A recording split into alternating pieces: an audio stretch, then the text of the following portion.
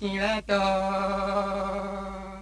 mi dewe into dokun e kabu vote nu to soyo wela wen geresia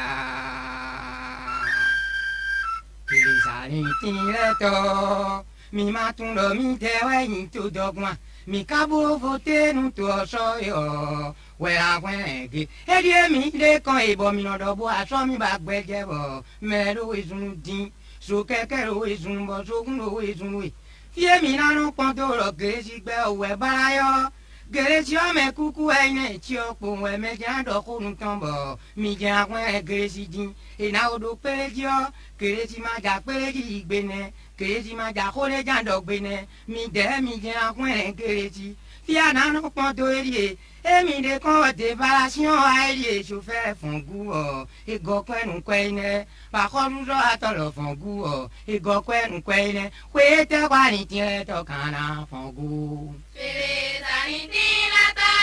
miri ai tata kunweri bolo kotanu saya mara wane keresia Tileto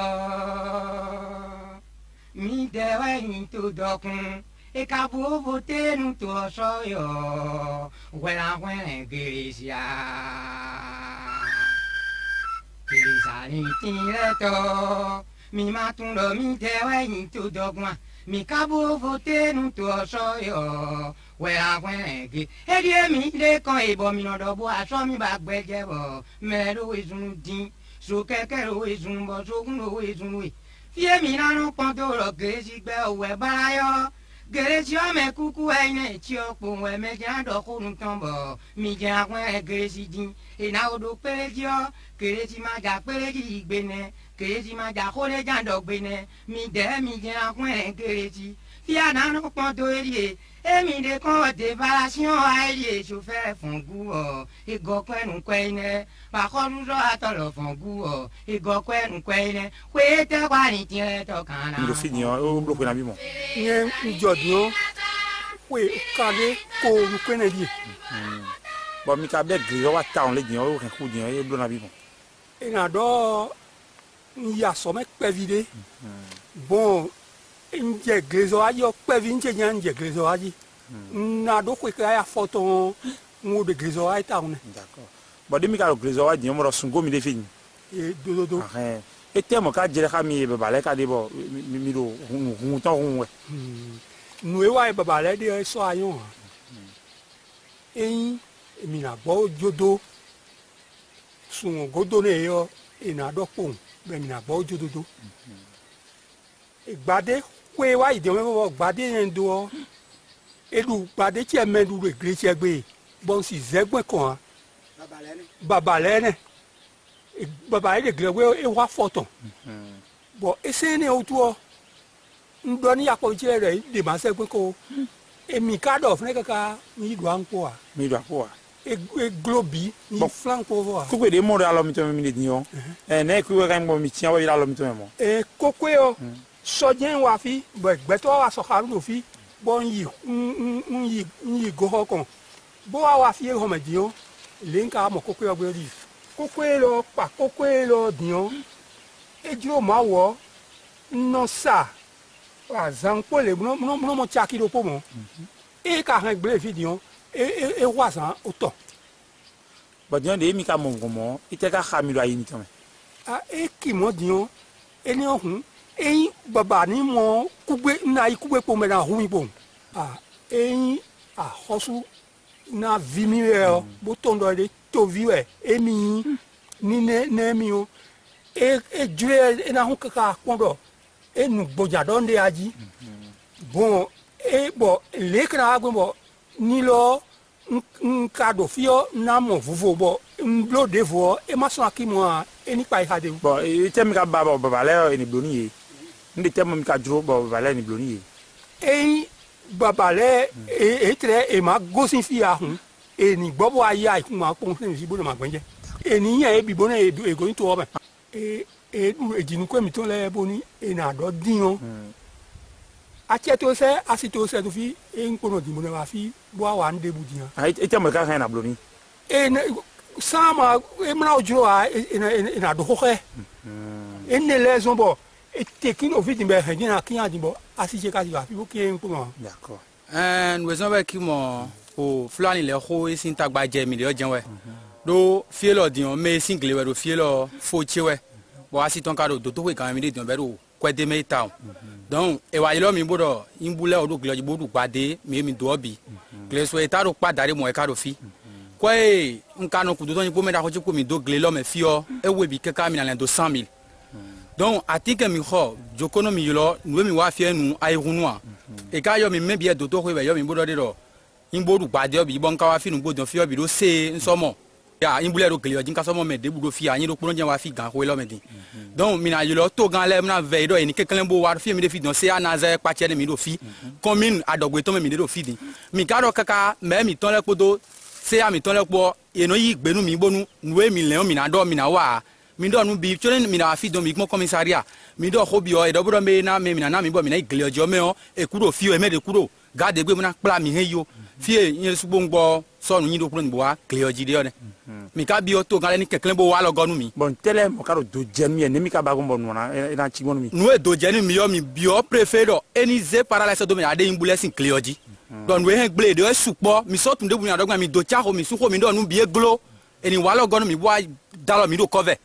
bodo mi na mo poro yin busi jinu kun onu mi do gbade ro fi bonu gbade mi do so gbade ro fi ne so gbade sin gbade oyon bi ro fi o e we ka mi na sa nu 200,000 250,000 do fi lo to bo yin bu ka risi bi ledi donc mi yo kan le vere ni kenkelen bo wa se kunu mi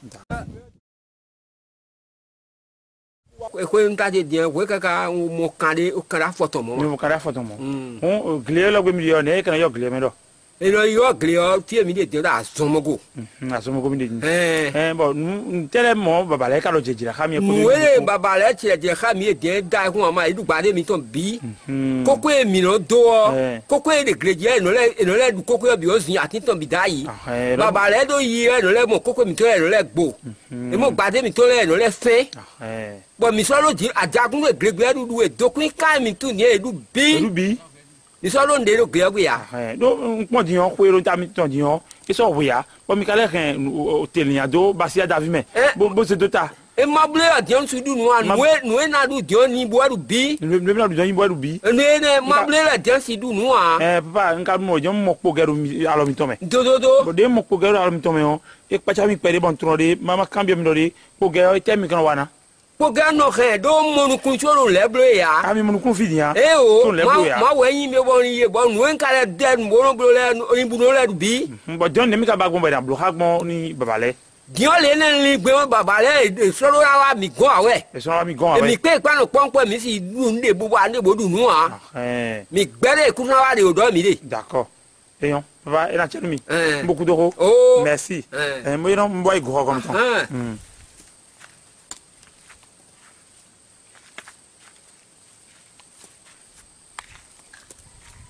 merci o asi mi kayin o gedenge do moya pa hui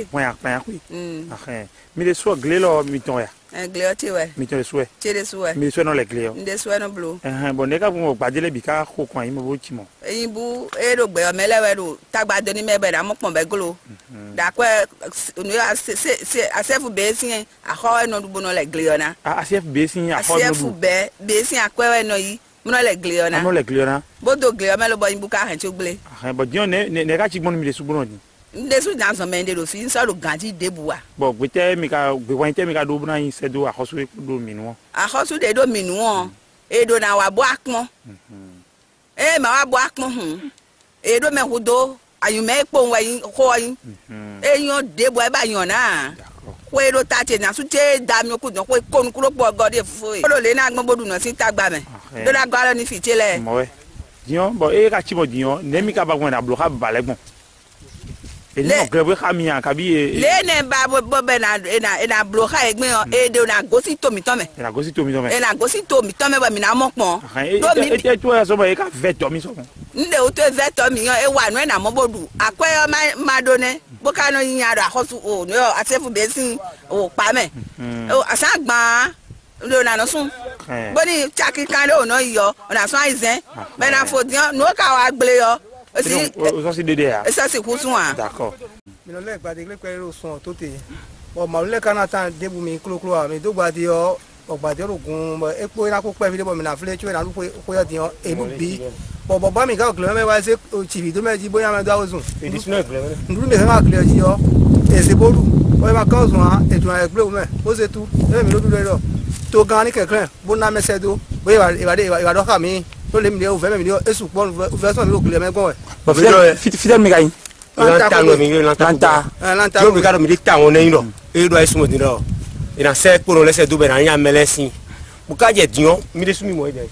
mi po no je le amwai ina se mele se do dio mi ka so mele se do boni meliso mele se do abi brigade meliso ruwa bo do mele do kam ye ya bo kan le o ru il faut te gbe o mo koko iro le ja bo koko le dio e mi no sa mo te no duna be ka bi jimu no gboko e ni ibule bo no ko to mo ti yo eyin akosu keke bo afi mi yo ina ndi na o ko be ni mi kwa d'accord et merci et le mi de sumi mo ni ku mi to udi e me fulani le di sumi oma boy su oma mau bro de so mai no ku ya mai no ku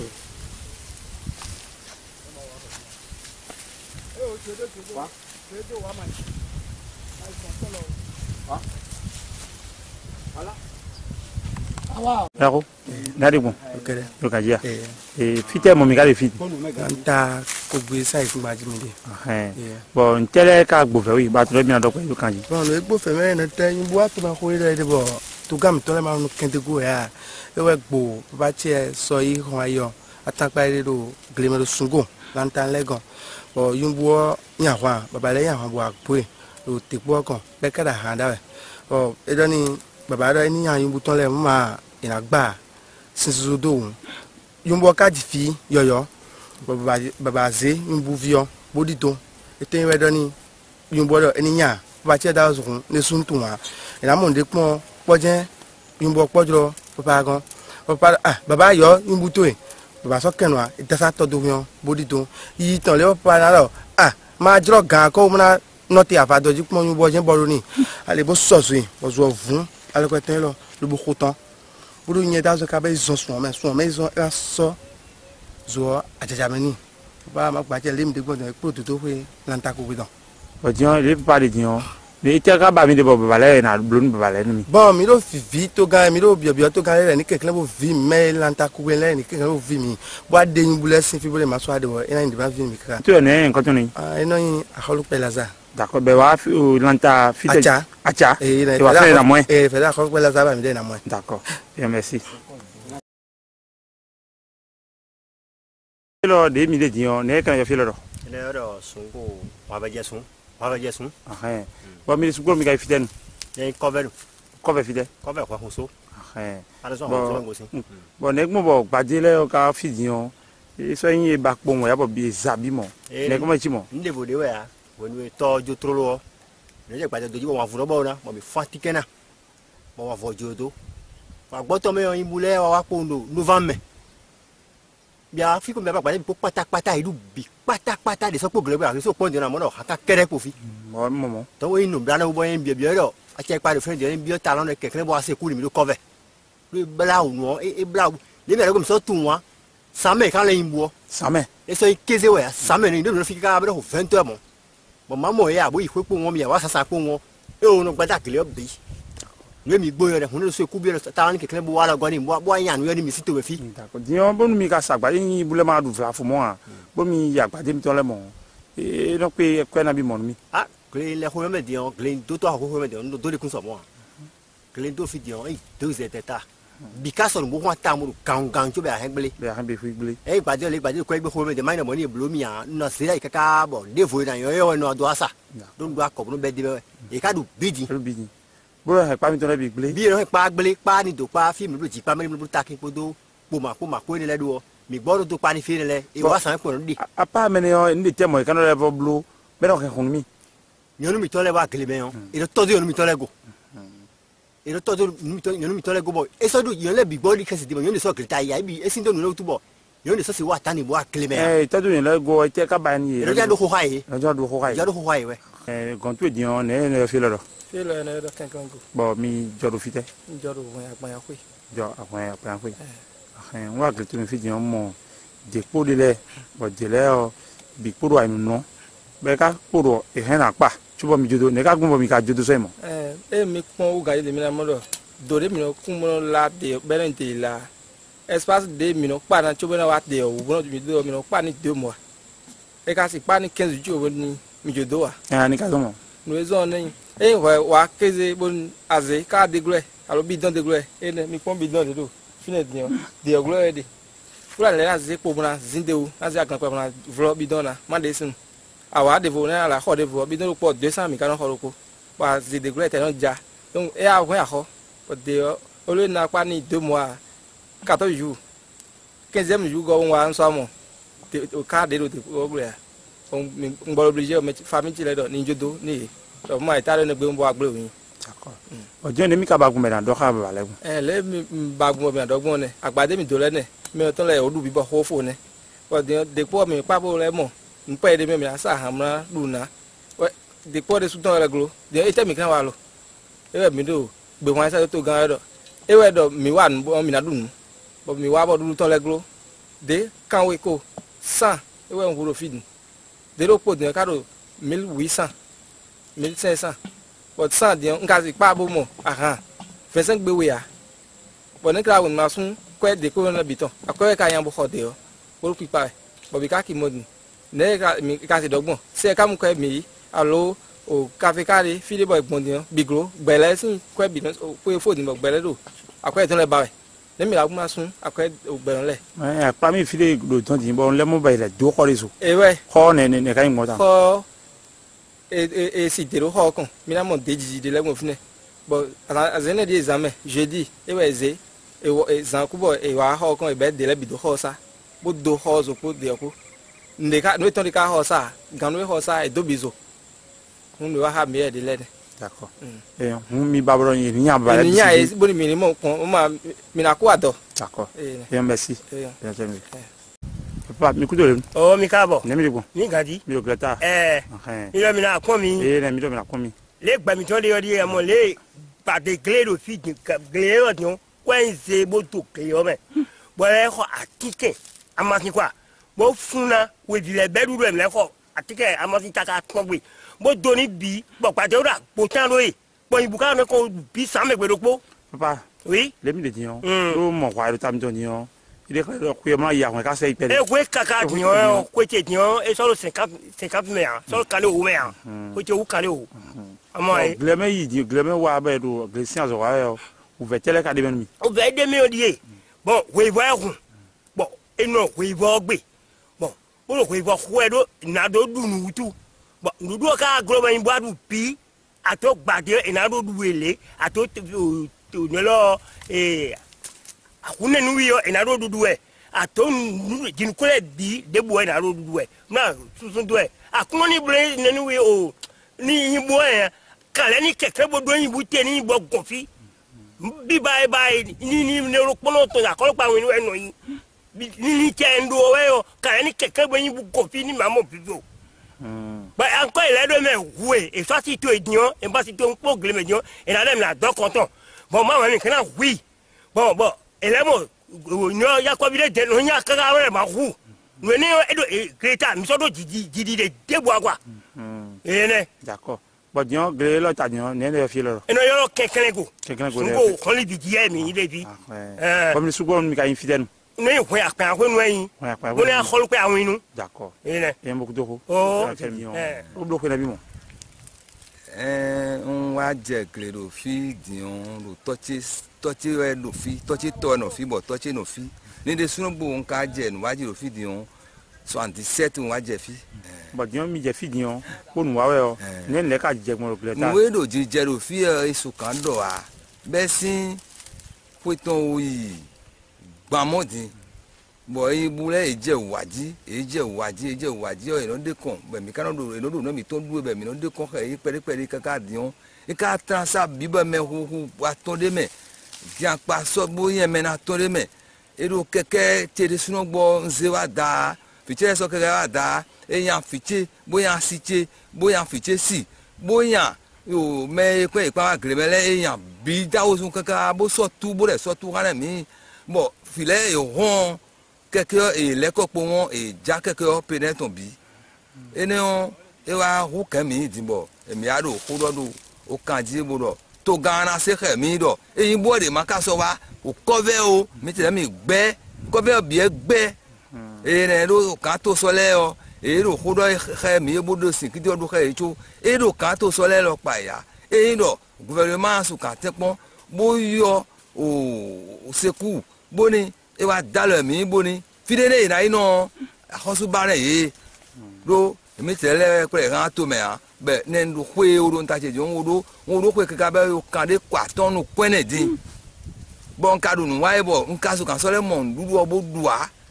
bo fi se pa si se pa de o bi na no do hwe me o me ba desu hectare po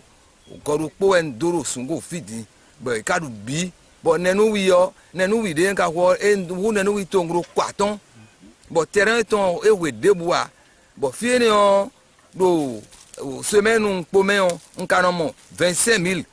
lo semaine un pome e do e mbakaka boni kuofo dogba aji on kono mo 310000 mo we no mo nko mo debo mo we bon bo ku be me de on kare hu no bo no le su po hu de le bi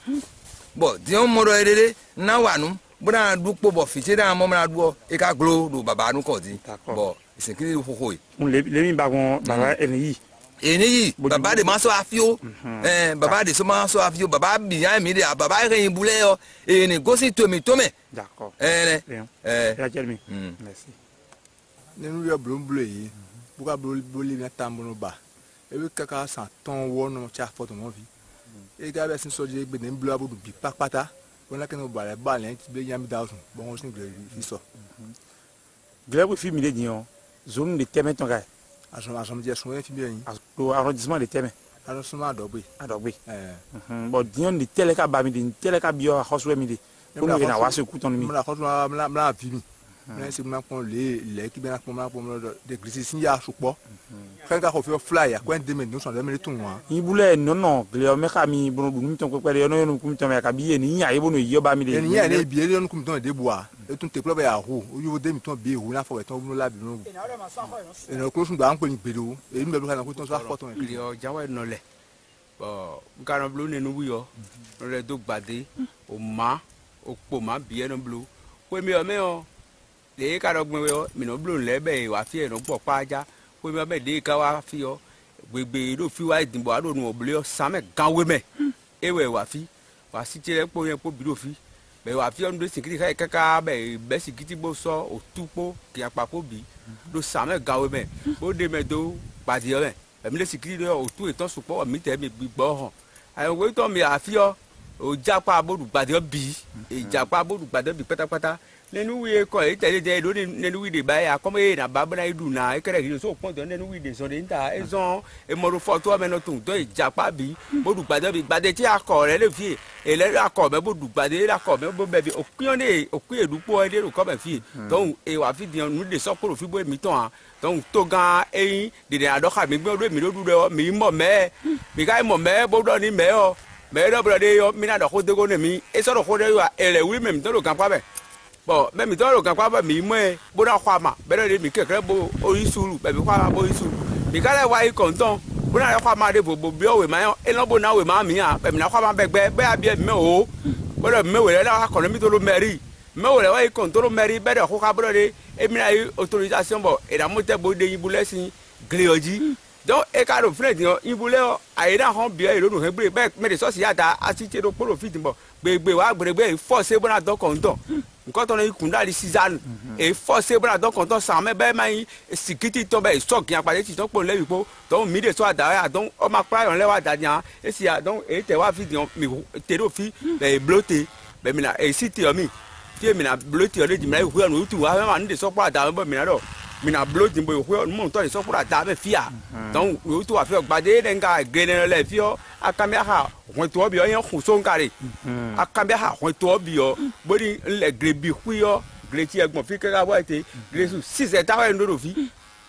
6 eta ai ku ndo ni ai ku ro fi ba ito amo be do ai ku be bodu gbade yo bi pátápátá nenu wi odi o mari e udu bi nde so puro fia to ro hu wa mi no ro bloblo degoe we bolo do yi de du bi ba dion file mi de dion khali teme ka infilo tovlo godi pero ay kuma wa ku so ton jiwe wa ku so ton wa ku so e de dion e baba lene ka nu teme la jira khamine e te ka bio a khoso mi de bonu mi te mi so lo nde bio ado ni bunu na du ibuton me do jinukun e na du jinukun ton baba do to de be hun e jinukun na khol bo na no to me ton we no to me ton bo mi te mi do to mi to fi jinukun de mi no do we na ya je mi de hun e dagbe na mi dagbe ka yin ya hun e to do mi na du mi ton ibu de ma so kono mi ta yen ba ibu a ba nte ba bo ni e do a o me o lo bo de o mi ku de igbe bo de ibu na afi o bo mi me kontoro me ri o ho mi edo ni mi do de je mi na blobo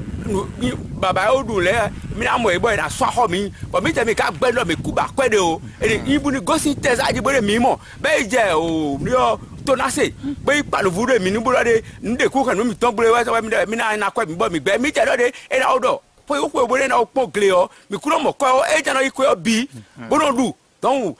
comité gbegbe mi mo ro ton comité koko de e formé ben transmission comité o e mi do de e obi o technology mi do de mi ku na gbe o okay me ma ka na gbe a pu ka poro poto comité po e kere technology poto o ni opo yavi o tibriru po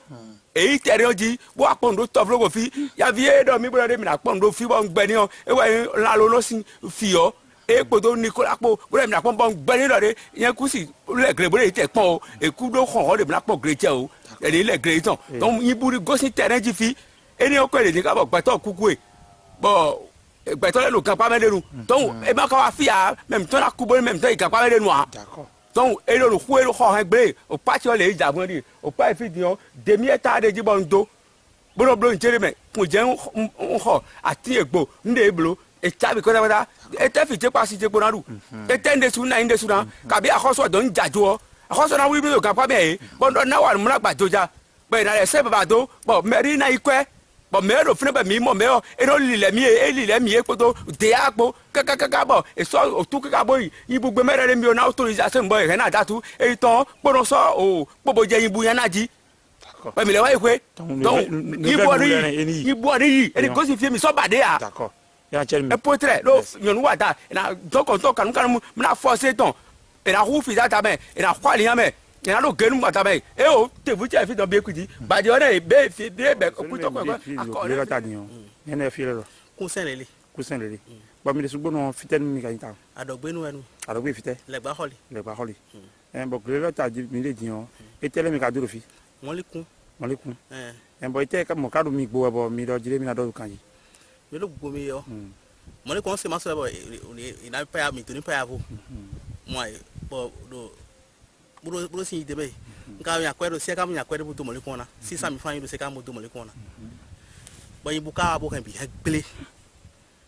bo e ka e de san to me mi de e do nu ibu han to hegbele ko ma ya gbago bo do me kira mi meri bo si ari me e do mi commissariat nko le se mi sa do me goro mi mo me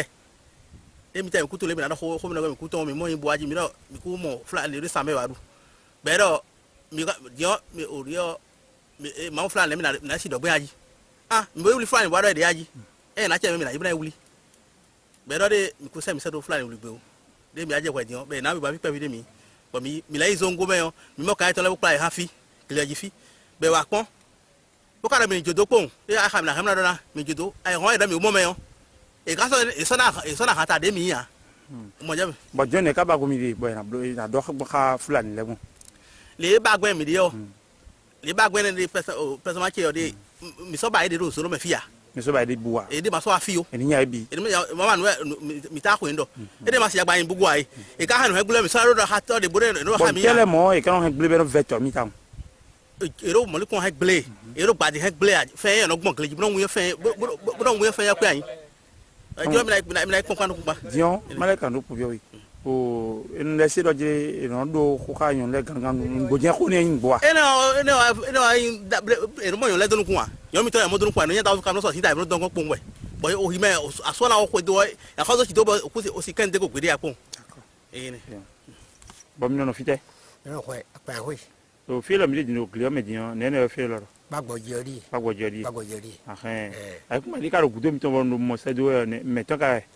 akungba ile gbonku de te kaka wa ile jan mi ton ibi mi ton ibi o ton ibi ha bo mi don de ji azon bo no biro se mo mi don o yin boadu bi ni boadu bi gon mi boadu bi bo jon ne mi ka juro gon le mi juro gbe ne mi do akhofra do khami alo ka te akhofra do khami bo mi bole na yin se fi bo no e ka gbelele o o le akhofra ne na mi ina pon be do ko de na so mi do ne ka gbele supo mi bi e do fi pa sipo be ka do bi do attacking where bad where I go where you be mi do mi a mi mo le bi sa we pata pata ndi so gele ya ni so gele ya bo ko ira mi mo kala tan mi do ko bi se ndo do ko kan we ndo re ko kan we mi ro re ko kan we ndo bo ka be pulo glizo wa ko di jade we d'accord grand pa ti ya lo ti me ne ka gumbo no ji mi ta fo ko me o e ka lo sinse mo bro go sin ko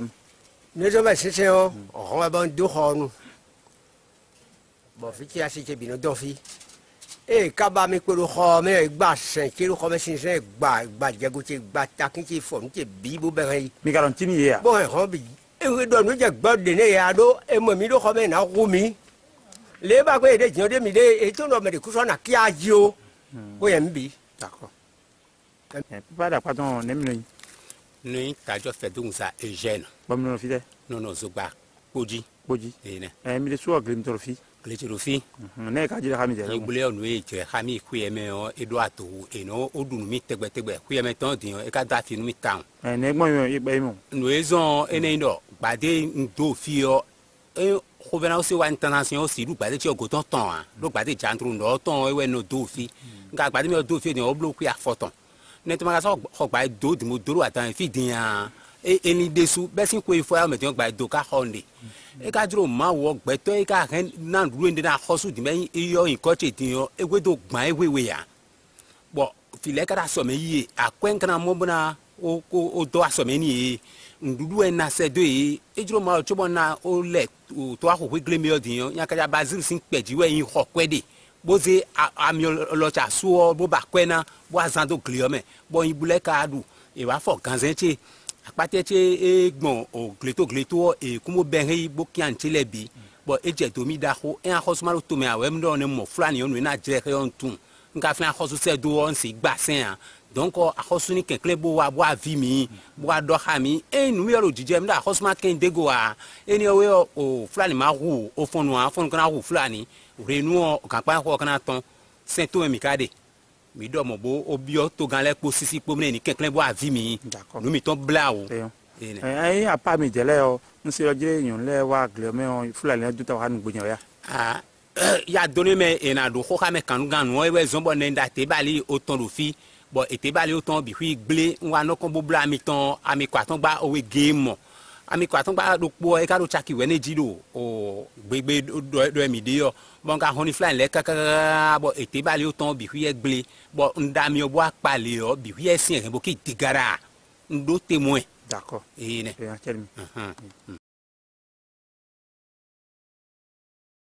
o filo mi le dion o ne le filo ro kenklen go filo bon ne ka yin bo mi ka ho mi le ple me aton le mi ho mi le ple ni bo aton kan lo ji no to me o ton me le ho mi le ple dion gleo aso mi ton to ton e be jodori mi wa mi kan si hu mo nu bodu o akwa mi yin ara CFB me mo le yin akwa lo si e kam cho no si hu ablo no e mo tem no e sun kwe o dion ko mi ame dion yin bu ka fe ma bi bo ne nu to mi le dion mi so mo ka lo po bo isa dua mi ka ba ne nu do fi mi o ko mi o me cho mo chaki kan ton ko do fi ba fo ton no abeni mi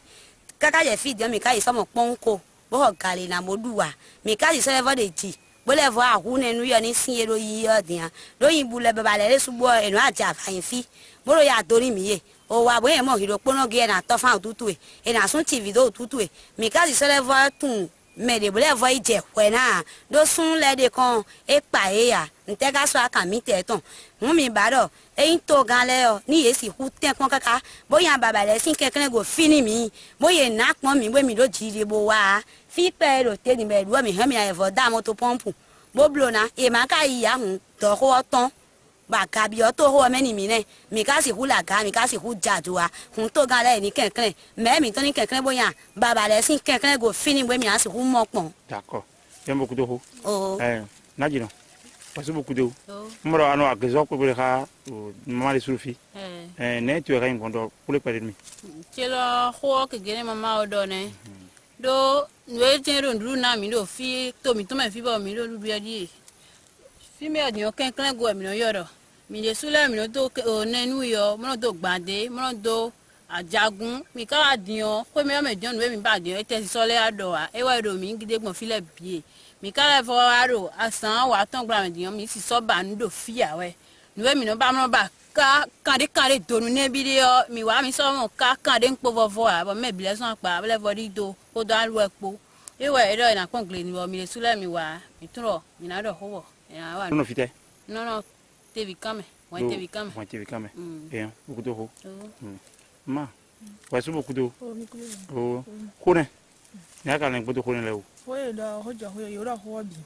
ja tele ni e asiku to gan asiku na ro hojo ho ka ni gbonu ibule na gon fiwe o e no nda gbejina yin yo na ji ama na wulite wona mo vero gle me wona blo bo so na mo da gbe to na buwa me no yin ni bo ve o ta gbe anji a gle zo le ve ogbon ni be gan ji amna no kon ka ma blo wo se na mo nde na do abo e na wa fi obale na do me ya na o chi bi po tu po so me ji o no yin da gbe ya do e na tindo be ya do ha me mo to gan kin mo ken do ha mi e no do jire be wale no jura to do mi e te mo kan le bo no jura to do mi wo e na ma e na de eyin de nu wewe do eyin mi na hu mi po mi kran mi kind of mi na ma le po ye te ka pe hun de yin hu gam le so o egbon do hun me yon le mi pon uve o so po egbon igbe won gbe ku o be na do mi gan ni d'accord ko mi ka so ba nu gbe mo ko ton le dia d'accord j'aime beaucoup de ho a chemi tele karo mi gboro gle mo fi e o gbare mi do yin buru ya to ha mi bo afiro vendredi 8h batanu gawe be ba du pade bisame o dion e ka du pade to dion ne ko so gboro akale mo le gboro yin to karo na fe mi ta lo na bi mi atumo yin buru ko si krito ho mi na mo ko ma le krere to no je e khere mi hu e grela gbe jimi de dion fite na fi lo kere asumje sun dion e mi bule ka do mi to le du dion ne mi ka ba gbon ne mi ka juru mo ka ni bule ka bi ndo ha do bale e mi go ni go si bule ta bo mi mama ko go ya go si mi si mo ko dia mi baro mi se bara yi ba police ya ni go si bule ta bo yi mama ko anu ka zo mo ka fe to bi to so mo mi no jiri ta me on ple ya ko yi le foto ni era si to le gon ton e bo no le hu mi bo me to bi ku e lo so mo mi le ah e ku me do mi gon dia e o mi gon do ko le me ni e me hu o yi me ku pe ka bi yo ko bi pe bi e do hu dia bon le siro e ni ku do me o le awli me mi ton le dire me to le ri be ka din be o de ton o dion le binero wa ha mi ene a khoso ro to mi bo pa ja du mi nu mo rewe me o din we me ti kwa mi bo ala no gbe ni imbra ko sivia me ro gbe yi na we ya ne o so imbra ko ta ka wa ha mi we oui bonsoir ne mi de ko no kere filo mi de dion ne filo ro kunsengo ro bon ne ko pade ro kutu to le o pade le bi ka chi mo ne agbade ro imbo arubi ne ka ingbon o nko to ko yo awo ya ko mi we lo mo ni kun no do bo tu gbade go na mo ni kun do to for bi o ndo bo ahon ka yi lo se ka mo wa no bi ne ndo ne ka blogbon ndure na re fi asikura debude ya nka ozumbo ale clear ofin akoyo khona ko kwe vaji nda ozu mo nso to ko je gbe diyan bo no yi diyan e la ko kwe vaji bo ale clear diyan bo to do gba fe adon ai to gba fe ma re akundo cho le louer moto pompe bo ko sindo agbade o me o nbo wo do je na bo ngo fi gbede ya bo e wa je 19 novembre de wa diyan fondo 20 donc 19 on va dire do un dimanche bon ça met on et va fi do samedi on va fi 18 bon 19 on va fi dia wa je lundi fin on va fi on so am debout bon et o yin bu de me amudo pre tonne flan le o e fin kwa de we ti sun kameton bo pese bo me do san me bo ka yin bu de po bi me bo yin bu o mi wa fi le bo amudo lundi fin on mba yin de ko bo jai dion do ene mi ka do sento mene et donc fulani wa to ma toucher fulani yo ma toucher yimbu mi so directement ko to nu ko to yin to ton mi konton e we me e mi me gan me le suro ah le e ka poko nu e yimbu na to me do meji de ko te ka di yin bo yin mi se do brigade pour dire mi brigade bo commissariat mi brigade mi commissariat o policier on fait bo dire ah de mi ka tun alaji esi yimbu ai bo mi ku to alaji de o le same e wa ba du nu o le samedi o mi no ke ka san ku mi kwa mo yimbu sinu o de wa ti ma ke je ma de ya de tun mi poje de mi ka wa ni de e ka du bi ne ba de yon de on tun mi tun fulani yon bo wuli wa tin na yon de on e mi de wa si son alugba wuli fulani ai do fulani on tu lo kan kan pa mi de mi si fulani de ya mi ka se lu yimbu de ya bo fie e na mi we ma de on e we ma e lo tin yon mi na mo commissariat ton lié e mi yo commissariat tin we ma de e na mi yon di do lundi 20 novembre 2017 et dit congrégation au marqué que vous na mi do o mi je ko ton e na wa yo brigade ton lié mi ai lanta do po brigade lo na mi lo bo e do je o ya e wa ti gbon re mi na se won kra je dion mi so se ku ya mi so so a bo do fe me bo dion mi ba gumbe na bloka babale dion no ba mi de dion mi de mi so ba lo nu baba de na afia do fe lo dion fanji we en to gba me na mu do no ko femi dion ajagun bo e yin bi me le dai ku lo fi e le du bi le ne fi vo dion do calva de khoche mu na do e a no ajagun fi no e ron bi papata no ba me dion mi sa ba lo fula ndi na afia do kan ni ton yin bo ton yin du yin bo ton me lo mi le so mo mi ka le kile mi ton do kile le ver o ana khala yon to sans sans ro mi la khala yon to pada we e dai won mi le so mo mi ya du chiru ku mi ton lo yin yo yin lo yin bu la ba du a nka yin bu ko ba du a chiru ku je ndo ba nde ba du d'accord bon non adogbe a second holi merci ma mi ku de wenu montagne me do ko de le nen le ka jigun nen le jigun mi tele wa gleme ma le dun mi ton bi me wa gleme na kon gleme mo fa ni ro wi ni mi ka toro wi ni mi ya mo fi chede po agosin fa ya gat mo wa po won e mo ti kan gle me me ni o mo ya se ko giran po pe ji de me mi te kuro fi mi tele wa e mo ni ada mo po won e se na po de ko sa ku me po pe de mi ko e cha ko du ko sunji mo je meton ton yo ji pour les autres va ku won e le ko do fa se ko ya fi de se pro se quoi na fi de se ko ya fi de mi je ku jo ji ku won ni ya se ku nu ko pare ku won ri atu to ba ko do mi na so kam na se ki de ka na nja yo we mo to pan to bi wo na do so ka ba wa ile le go chinwa wa yite bo gbetele akra mi on mi na le ko wa yo keke mi to so chi bo ja keke bi na bo se gale mi ha gale mi e se gale bi bo se bo yan fo tambo yido bon ne mi le sugbon mi gan na vitoline kundamo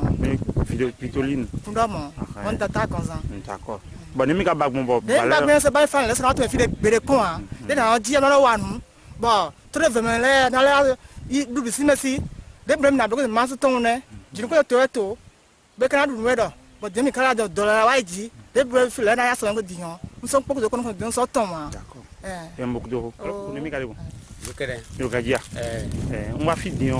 on va mora avocat le fio e ko de bois avocat fidion zone lo ne mi ka zone lo sovizugo mi yo bon avocat le mo bo il y a bien bon de le ka ko ko ne ka imbo bon avocat le comme mo avocat ibule gba pin comme ibule we e ko kan ton sameon ina wa e ko kan po sameon ina wa o kasi le gla bo ki sameon ana da to bo hu bon nkai o jandawali boy do pour dire avocat ibule ko ko ya pon be de dire ni ka alaji sin ko bio nka to alaji sin ko an cambio kaka alaji nka ko to bio be na so ko ga so bo wuri fumi ai pon se be wa pon vovo a avocat mi ka do come den avocat ton ko di on akwaji ga de ti o ka jabo ndo avocat yon bo mi ja ko mo buya mo bukala ko bi kwen avocat khosu nu ka do bo pe ka do le avocat le fi dion e we bidion mais ya ko nyana mi lo na pea mais mi e we bidion akwa na bi mo mi ka zando fi akwa zando fi dion je npono ton o 200,000 bon atike ton o gona bon amasi de plodine su hobo fun le de me avocat e le fi dion weta ton bon dion ne ka mo blo ha mi yo ne ka chi bon mi le su bon ni question mi si gba avocat jem na photo do ma ta avocat so be dia so monde a ibule de ma so afio ibule de ma so afio de ma so afio d'accord no he gbe de fly de ma so aso mi te ton me o